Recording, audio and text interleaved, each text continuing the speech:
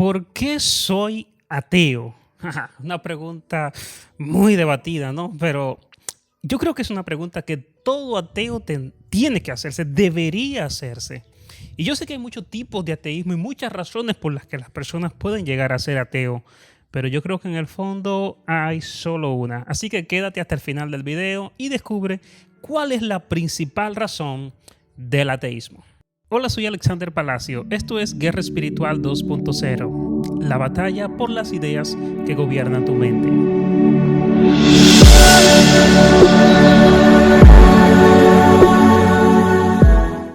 Saludos amigos, bienvenido una vez más a nuestro canal, así que agradecido del Señor que nos permite estar aquí hoy respondiendo a esta gran pregunta: ¿por qué soy ateo? La pregunta que todo ateo debería hacerse. Y quiero comenzar definiendo en sí qué es el ateísmo. El ateísmo no es más que, en su sentido amplio, la ausencia, ¿no?, de la creencia en la existencia de las deidades. En su sentido estrecho podríamos decir, o estricto más bien, es el rechazo de la creencia de que cualquier deidad exista.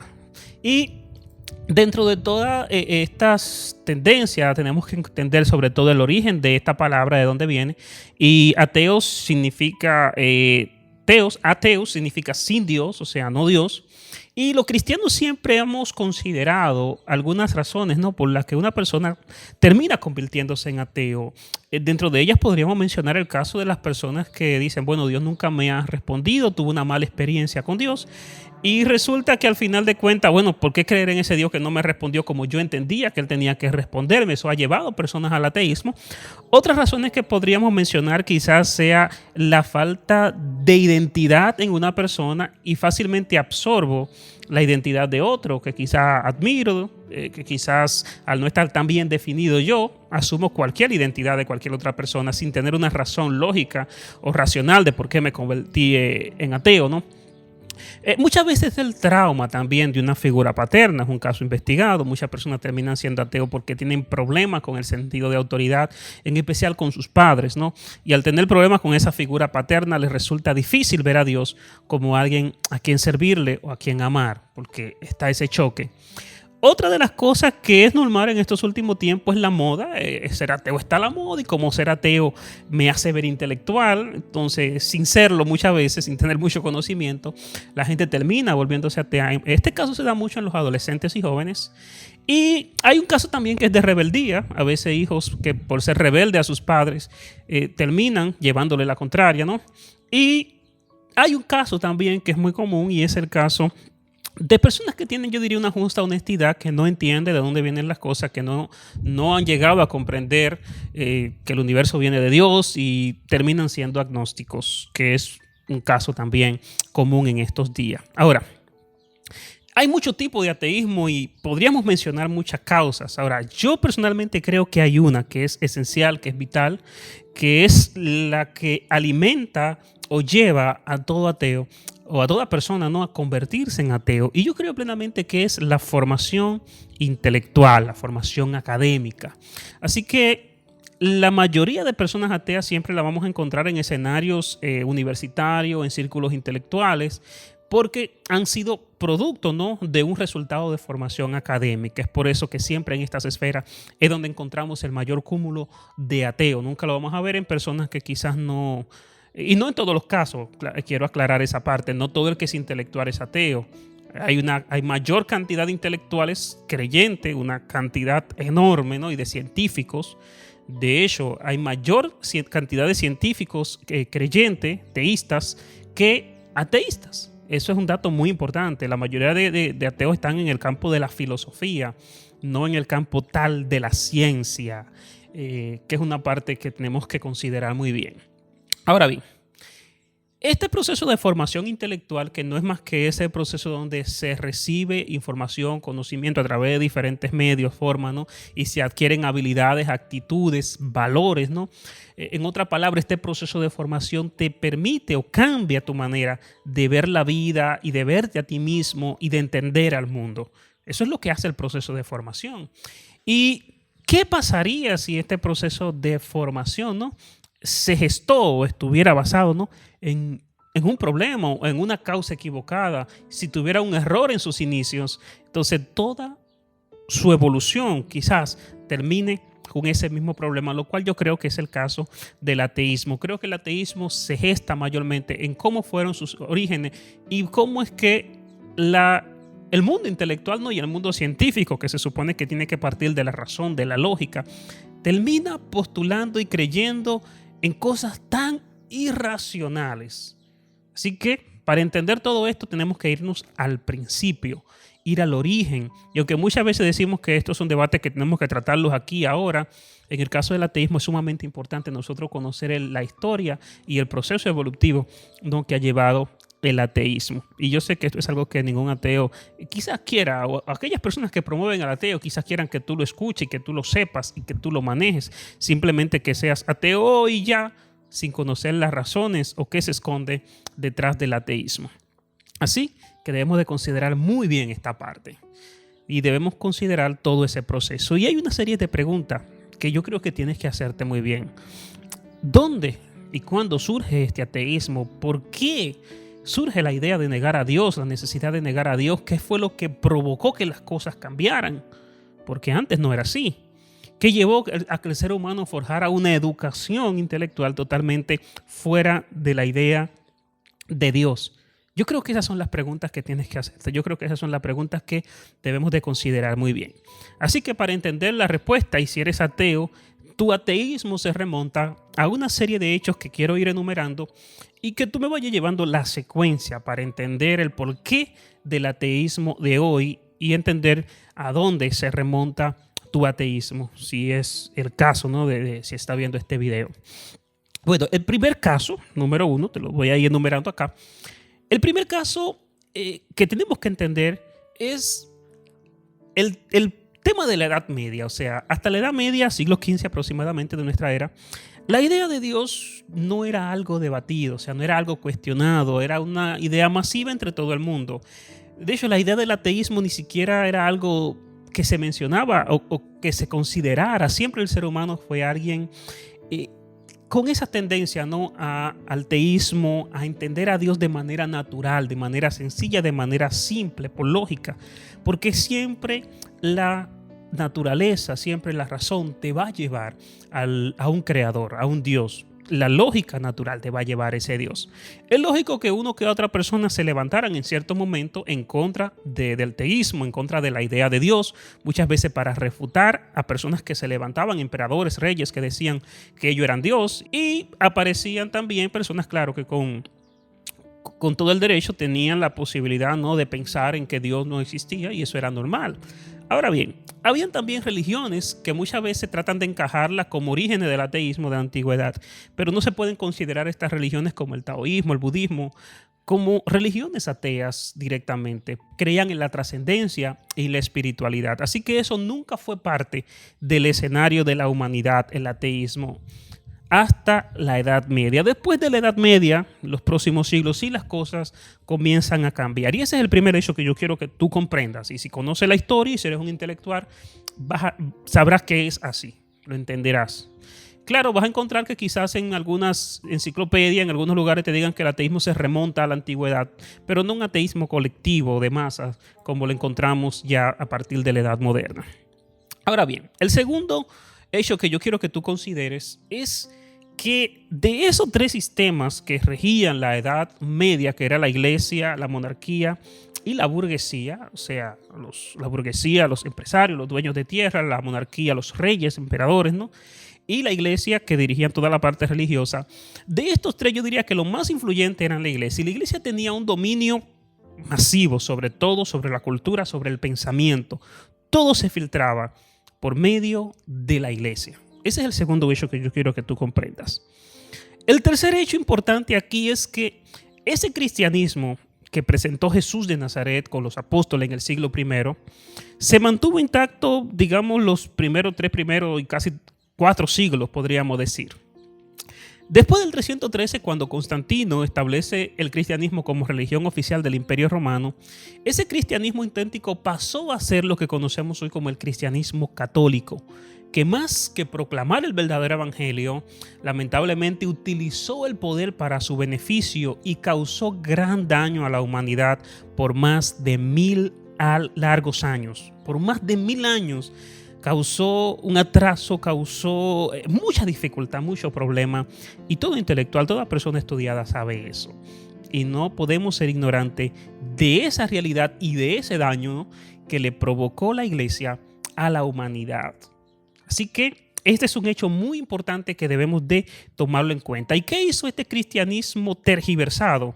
Dañar la idea de Dios, dañar el concepto de Dios, dañar el concepto de la verdadera identidad y de la verdadera fe cristiana. Claro está, a pesar de esto no daña la idea de Dios. Debemos recordar siempre que la religión es la forma en cómo el hombre trata de acercarse a Dios, porque es un ser religioso por naturaleza, y si no lo hacías con el cristianismo, lo hacías con cualquier otra. Ahí estaban los musulmanes, los budistas y todas las demás religiones que hay en el mundo, el judaísmo que sigue igual por su lado, porque el ser humano siempre ha tenido esta tendencia. Ahora bien, el cuarto hecho que yo creo que es vital, y quizá que haya cierta controversia y ciertas opiniones encontradas, pero yo creo que tenemos que ser objetivos a la historia y tenemos que darle el crédito a quien lo merece. Yo creo que la Reforma Protestante marca la pauta principal del Renacimiento. O sea, el Renacimiento se gesta sobre todo a partir de la Reforma Protestante. Es el hecho trascendental, es el hecho vital que marca una revolución. Los inventos tecnológicos, los avances científicos fueron importantes, ¿no? Como el descubrimiento de América, como la invención de la imprenta, pero lo que le da el auge a nivel de pensamiento, de ideas, porque las revoluciones y los cambios se gestan en las ideas del pueblo, es la Reforma Protestante con Lutero en el 1517. Esto marca una pauta trascendental y marca una diferencia y aparta, ¿no?, el cristianismo, un cristianismo más auténtico al cristianismo visto en el siglo I, y se desliga de ese cristianismo católico que se había forjado con la ayuda del Imperio Romano. Entonces se marca una diferencia. Y esta revuelta no solamente se da a nivel religioso, sino que también se da a nivel de la burguesía y a nivel de la monarquía. Eso hay que reconocerlo. Ahora, la batalla fue más tajante a nivel de la parte de la iglesia, porque la iglesia, como decía anteriormente, era la que tenía mayor dominio. Y es allí donde se da esa oportunidad del hombre pensar, del hombre comenzar a idear, del hombre comenzar a ver un punto de vista diferente y desafiar lo que la iglesia decía. Lutero casi pierde la vida, gracias a Dios fue protegido, pero quien marca este inicio de libertad de pensamiento y no de regirse por lo que la iglesia enseñaba solamente, esa iglesia tradicional católica que hizo tanto daño, fue Lutero, no fue otro personaje. Y ese es el cuarto hecho que yo quiero que tú entiendas. Mucha gente trata de decir que esto no es así, no lo vas a encontrar así en la historia, lógicamente, pero vea la historia, evalúa los hechos, considera qué es lo que marca esta pauta de diferencia en el ser humano entre la Edad Media y luego la Edad Moderna. Sin lugar a duda, es la Reforma Protestante. Fue la iglesia, fue la fe en Dios y en la palabra de Dios la que permitió que el ser humano avanzara y diera un paso hacia adelante. Ahora, lo que pasa a partir de la Reforma Protestante es vital entenderlo. Es importante. El quinto caso que yo quiero que comprenda es que el protestantismo no marca lógicamente las pautas del pensamiento moderno a nivel colectivo, a nivel social, porque en gran medida tuvo que defenderse del atropello católico, tuvo que defenderse de la lucha del católico en contra del protestante, ¿no?, de la contrarreforma. El protestantismo se enfocó en desarrollar su doctrina porque no iba a depender de la doctrina católica, porque si esa doctrina fue la que mantuvo al mundo sumergido en atraso y en oscuridad, tenía que ir a la Biblia y ver realmente en qué vamos a creer. Y de allí comienzan las personas a desligarse totalmente de ese sistema de la Edad Media y lógicamente en la evangelización, en alcanzar a otros pueblos y llegar a otras naciones, pero no se enfoca directamente en marcar las pautas ideológicas de la sociedad en sentido general. Por su parte, el catolicismo se enfoca más bien en la contrarreforma, en acabar con lo protestante y tratar de limitarlo, alcanzar nuevos horizontes después del descubrimiento de América, pero una gran parte de la labor católica durante la Edad Moderna fue atacar los nuevos pensadores que se estaban levantando. Lutero le abrió la puerta, podríamos decir, a nuevos pensadores y surgieron, pero la iglesia, claro está, los reprimía, los detenía, porque no quería perder su autoridad, su hegemonía sobre la sociedad. Ahora, Punto número 7 es que al cristianismo en sus dos fases, protestantes y católicos, estar ocupado en lo anteriormente dicho, quedó en manos de los intelectuales de la Edad Moderna definir las nuevas tendencias culturales, las nuevas ideologías, la nueva filosofía que iba a regir al mundo. Cosa que le fue muy difícil debido a que la represión de la Iglesia Católica se mantuvo por muchos años aún dentro de la Edad Moderna. Y este atropello de la Iglesia Católica hacia estos nuevos pensadores lo que hizo fue que aumentó el daño que se había visto en la Edad Moderna por muchos años, pero paulatinamente la Iglesia fue perdiendo fuerza al punto que en su desesperación, muchos años después, surge la teoría de la liberación, una teología que buscaba tratar de adaptarse, ¿no?, a la revolución que ya era inevitable, que ya no había manera de quedarse sujetado, ¿no?, a esa iglesia tradicional. Ahora, el punto número 8, y muy importante, es que el pensamiento ateo fue tomando forma a finales de la Edad Moderna, porque en los años anteriores no se pudo. Después de 1770 en adelante, donde los pensadores comienzan a desarrollarse y a no tener tanta cohibición de la iglesia, porque la iglesia ya iba perdiendo su valor y su hegemonía y su poder y su influencia ante el Estado. Y esta se gesta bajo ese repudio al abuso que la iglesia le había provocado a la humanidad y a los pensadores en especial de la época.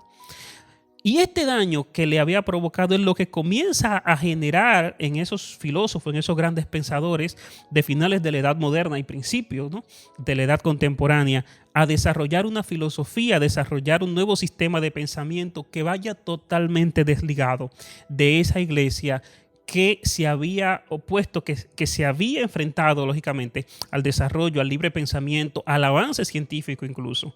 Así que mayormente todas estas filosofías giran en torno a un ataque a la iglesia y, claro está, la única forma de desligarse de la iglesia era desligarse de la idea de Dios, porque la iglesia decía representar a Dios. Así que la única forma era esta.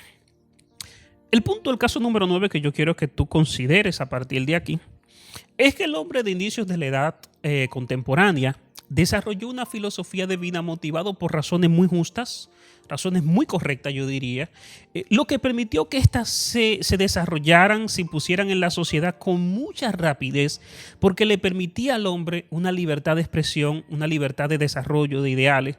Y esto lo llevaron a teorías irracionales, porque esta filosofía que el hombre gestó estaba provocada por el trauma que la iglesia le había provocado.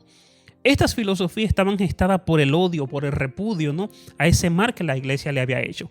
Así que este repudio y este odio lo llevaron a crear teorías totalmente irracionales, porque lamentablemente la idea era negar a Dios para deshacerse de la iglesia, no descubrir de manera natural o de manera lógica y llegar a un razonamiento coherente. Así que había que buscar la manera de deshacerse por completo de todo eso. Y tras este trauma es donde se busca negar a Dios en la mayoría de los postulados de estos pensadores de inicio de la edad contemporánea. Pensadores que sin lugar a duda han marcado la educación de este tiempo en el que estamos viviendo y la formación en la que se forjaron nuestros antepasados, nuestros maestros de universidad y los maestros de nuestros maestros, sin lugar a duda. Ahora bien, el punto número 10 que quiero que entiendas es que la poca influencia de la iglesia en estas esferas donde se gestaba el pensamiento de la Europa moderna y la Europa contemporánea y las ansias de libertad que había en el ser humano en estas épocas le dieron paso a las bases filosóficas de la educación actual. Una educación que partió de la premisa de que Dios no existía, premisa motivada a su vez, y hago énfasis en esto porque creo que es la principal causa de lo que provoca un razonamiento filosófico errado, es este trauma motivado por el odio hacia la iglesia, y esto nubla la razón de estos pensadores. Y sabemos que una mente traumada, una mente cautivada por el odio, por el rechazo, por el dolor, no está facultada para pensar de manera natural y racional, de manera coherente, como debería de hacerlo. Así que, lamentablemente, es bajo esta cosmovisión, es bajo este odio, es bajo este rechazo que se gesta ese pensamiento. Entre los resultados de este nuevo razonar traumado, como ya he dicho, surgen y se apoyan teorías totalmente incoherentes, carentes de racionalidad científica, como fue el caso de la teoría de la evolución por Charles Darwin en el 1859. Esta es una teoría que parte totalmente de principios incoherentes e irracionales y totalmente anticientíficos. Totalmente. No hay manera de decir y afianzar que la teoría de la evolución tenga alguna base científica, porque no la tiene. Es totalmente irracional, es totalmente incoherente. Y otra de las cosas que se apoyan, otra de las teorías también es la teoría de la gran explosión, la teoría del Big Bang, que en sus inicios no fue una teoría atea, sino más bien una forma de explicar la manera en cómo Dios crea el universo, pero se tergiversa y se busca la manera de llevar esta teoría a decir que el universo surge sin causa, todo con el propósito de negar la idea de Dios para desarraigarse totalmente del daño que la iglesia le había provocado a la humanidad. Ahora, ambas teorías se tomaron como excusa, se niega a Dios con ella y es curioso, pero para creer en estas teorías y creer en sus planteamientos se necesita más fe que la fe que se necesita para creer en Dios. O sea, yo creer que de la nada puede surgir algo, se necesita mucha fe. Creer que de la no vida puede surgir la vida, se necesita mucha fe. O sea, es más fácil creer en Dios que creer en estas teorías. Pero lógicamente el trauma, el odio, el rechazo, ¿no?, a la iglesia, a Dios, por el mal que la iglesia había provocado, pudo llevar al ser humano, y entiendo plenamente, en su momento no justo este razonamiento, es comprensible, es entendible esa reacción del ser humano hacia estas creencias. Ahora bien, el punto número 2 es que el resultado de estas premisas y de estas bases filosóficas que marcaron la base de la educación de la edad contemporánea dieron como resultado dos grandes guerras mundiales que pusieron a la luz su irracionalidad. Yo creo que la Primera y la Segunda Guerra Mundial es lo que exhibe, lo que muestra, ok. Dicen, miren, estas teorías en las que ustedes creyeron no son correctas. Miren el resultado aquí. Y no hay que ser muy experto y muy inteligente para saber que si limitamos al ser humano a una simple evolución, esto desestima totalmente el valor, la dignidad humana, y fue lo que pensó Hitler en la Alemania nazi, donde consideró que los judíos eran inferiores, ¿no? Porque si tú dices que venimos de un proceso evolutivo y que una especie pudo ser superior a otra en ese proceso evolutivo, entonces el ser humano no tiene una dignidad o un valor que trascienda. Y esto lleva a la Alemania nazi a matar millones de judíos, al punto que si comparamos la cantidad de personas que mató la iglesia por sus creencias, ¿no?, y la cantidad de personas que mató el ateísmo por sus creencias, sus filosofías erradas, ¿no?, en sus creencias erradas, tendríamos que considerar cuál de las dos provocó más daño. Porque lo cierto es que el genocidio de la Primera y la Segunda Guerra Mundial fue terrible, todo producto de esa irracionalidad frustrada. Así que debes de considerar eso. Si eres ateo, tienes que considerar eso. Es importante. Ahora, después de estas dos guerras mundiales, después que pasa todo este proceso, en muchos escenarios se vuelve a la idea de Dios, se vuelve y se dice, no podemos poner a Dios de lado, necesitamos afianzar nuestra fe en Dios. Pero un gran grupo, por otro lado, de intelectuales dijo que no. Dijo que no había que volver a Dios, que solamente necesitábamos el amor y que se podía construir una sociedad sin esa idea de religiosidad, sin principios absolutos. Y la base de la educación actual lamentablemente se gestan allí, ya no solamente apoyada por estos pensadores, sino apoyada por organismos internacionales como la ONU, que se gestan a partir de allí, y otras expresiones culturales que se van desarrollando posteriormente. En la actualidad, el mismo ateísmo que mató a millones en la Alemania nazi y en la Rusia comunista es el mismo ateísmo que mata a millones a través del aborto, porque en el fondo no valora la vida y la dignidad humana. Es el mismo ateísmo que exhibe su irracionalidad traumada en las ideologías anticientíficas de género, y es el mismo ateísmo que se impone a la fuerza creyendo que hace lo correcto. Y eso es algo que tú tienes que entender y saber. Tú que defiendes muchas veces esas posturas. Amigo ateo, Dios es Dios a pesar de las religiones. Dios es Dios a pesar del trauma que éstas le hayan provocado. La vida y la igualdad solo prosperan en comunidades donde la mayoría considera a Dios como juez y la moral no queda sujeta a la subjetividad de opiniones. Y esto no es una teoría idealista de que podría ser así. Esto es una realidad registrada históricamente. Si Dios solo fuera una idea o un trauma, como decía Freud, y la iglesia solo fuera el opio de los pueblos, ¿no? Como decía Marx, sin lugar a duda, hoy no debería existir el cristianismo, pero existe. Existe porque está en nuestro ser, está en nosotros esa idea de Dios y siempre va a estar ahí. Y siempre el hombre va a buscar una manera de acercarse, pero al hacerlo de manera equivocada, lo que hace es causar e incentivarnos ese ateísmo. Mi conclusión es esta. Ateo, eres el resultado de una tradición educativa intelectualmente forjada en la mente, traumada, ¿no?, por los daños que provocó esta iglesia que no merece ser llamada cristiana, de brillantes pensadores que con buenas intenciones escribieron bajo una premisa equivocada, la premisa de que Dios no existía. Y dicha educación, combinada con el orgullo, a su vez alimentada por el humanismo, tras ver los errores de lo que dicen ser cristianos y realmente no lo son, te cohíben de ver la gracia de un Dios insondable que dio su vida por ti. Y es aquí donde yo quiero que tú hagas conciencia. Mi plan no es debatir contigo. Yo sé plenamente que tus premisas infundadas por el trauma de los intelectuales ateos solo harán que vean mi argumento, mi discurso como fruto de la ignorancia o como una conspiración, quizás del fundamentalismo, ¿no? Yo no estoy aquí defendiendo una iglesia, una postura, una religión en particular.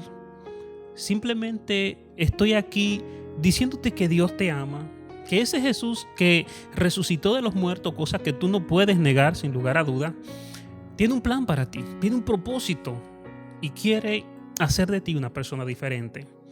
Solo te puedo pedir que evalúe la historia, que seas crítico, que considere los hechos, que seas objetivo. Una ciencia verdadera y un razonar objetivo siempre nos llevarán a Dios. Por lo contrario, una filosofía creada bajo premisas incorrectas debido al trauma, ¿no?, infundido por la tradición de una falsa religiosidad, exhibida mayormente en los países católicos, sin lugar a duda te conducirán al ateísmo. Y eso lo entiendo perfectamente.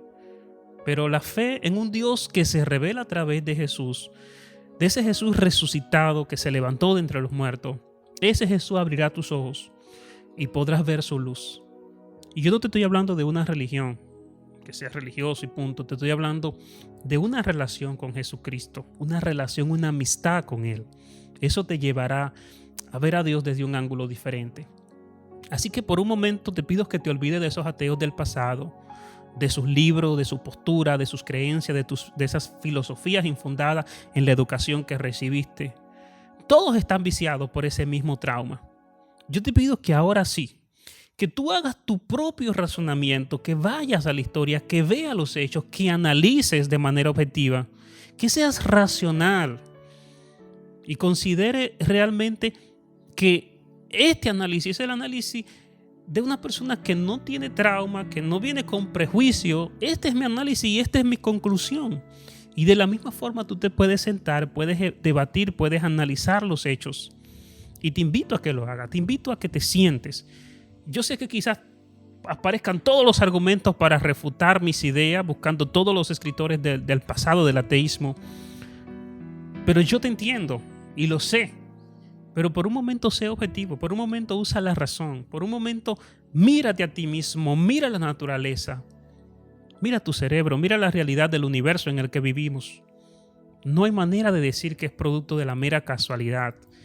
Detrás de este mundo maravilloso se esconde un pensador, está ahí y él quiere revelarse a tu vida. Así que si crees que este video es digno de que otra persona lo vea, te pido que lo comparta. Te pido que le dé me gusta, te pido que dejes tu comentario, que me digas qué piensas acerca de lo que te digo. Entenderé perfectamente si comentas en contra y entenderé perfectamente si le da no me gusta. Pero si te gusta, bueno, compártelo. Hay gente que lo necesita. Y si tú estás ahí, estás luchando con el ateísmo, si eres de aquellos cristianos que quizás se fue a la universidad o estás leyendo y te encuentras debatiendo en tu mente y tu corazón, Bueno, te pido que me escribas, me gustaría ayudarte. Me gustaría quizás recomendarte uno que otro libro, youtuber o consejos, producto de la razón, de la lógica. Yo sé que muchos de ustedes quizás no creen en la Biblia, pero la lógica, la razón te va a llevar a Dios y te va a llevar a la Biblia sin lugar a dudas. Así que nada, te dejo, Dios te bendiga, Dios te guarde, aún no creas en Él, te deseo lo mejor en el nombre del Señor. Así que recuerda dejar tus comentarios, recuerda suscribirte a este canal. Si te gusta lo que estoy haciendo, bueno, compártelo, déjame tu comentario y Dios te bendiga. Será hasta la próxima.